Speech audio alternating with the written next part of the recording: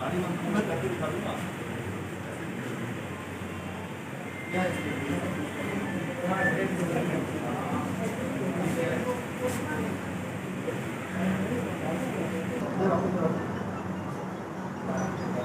कहाँ पे दिखा था? अस्पताल में ये घर पे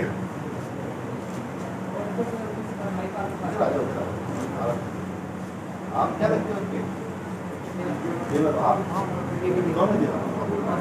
अच्छा, तो कहाँ दिखाया था इनको? डॉक्टर को अलग से बोला था डॉक्टर की बात ना क्या है ये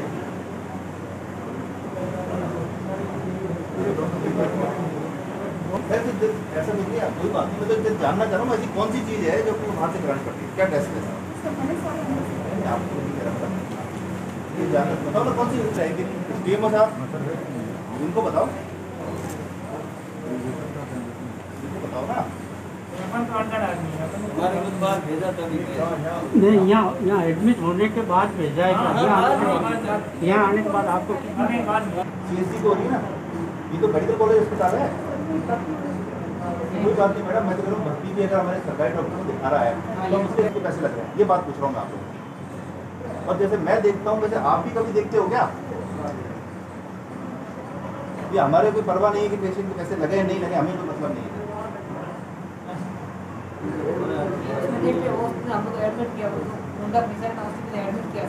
हाँ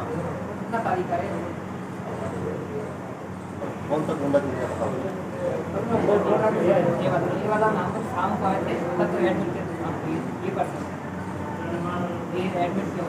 देखो देखो ये साथ का ही है ये साथ की जांच है। आपकी गलती नहीं मैं नहीं कह रहा आपका नहीं आप पर्सनली मत लीजिए वो जिनके आपने देखा सही। अच्छा ये तो ज़्यादा पढ़े लिखे नहीं हम पढ़े लिखे हैं तो हम उनको प्रॉपर्ली गाइड ही कर दें कम से कम ये तो कह के ना भेजें वो हाँ 10,000 रुपये कौन सा हॉस्पिटल था जबरदस्ती हॉस्पिटल में जमा करा गया ये कह रहे साहब बात इसको थोड़ा सा ठीक करो। सभी पे ध्यान दो यार कोई बात नहीं कोविड तो अपनी प्रायोरिटी है।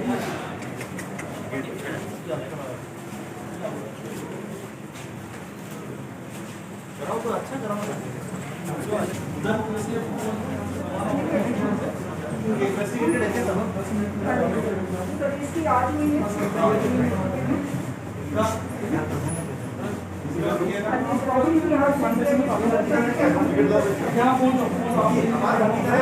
और उसको एक बार बोल दो कौन सा बोल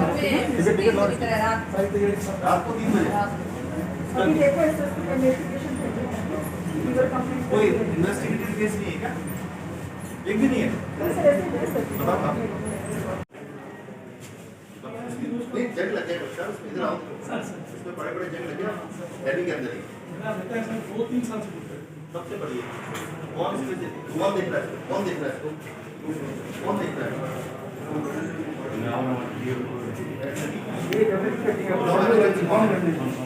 ये भी नहीं है ये भी नहीं है हाँ लगेगी क्यों नहीं लगती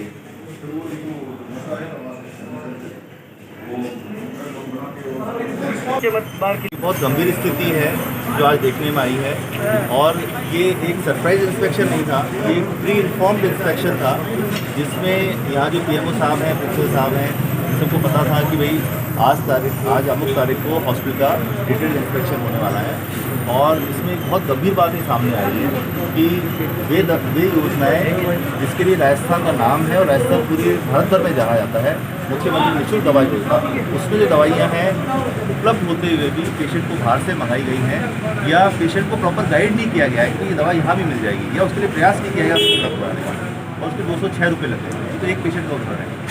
इस तरह की अगर गंभीर अनियमितता है तो मैं समझता हूँ गलत है और सभी को इसमें प्रिंसिपल साहब को भी पीएमओ साहब को भी और जो सभी जो यूनिट इंचार्ज हैं सभी को सुनिश्चित करना पड़ेगा कि जो मुख्यमंत्री जी की जो दोनों योजना है चाहे दवाई योजना हो चाहे जाँच योजना उसको प्रभावी रूप से धरातल पर उतारें।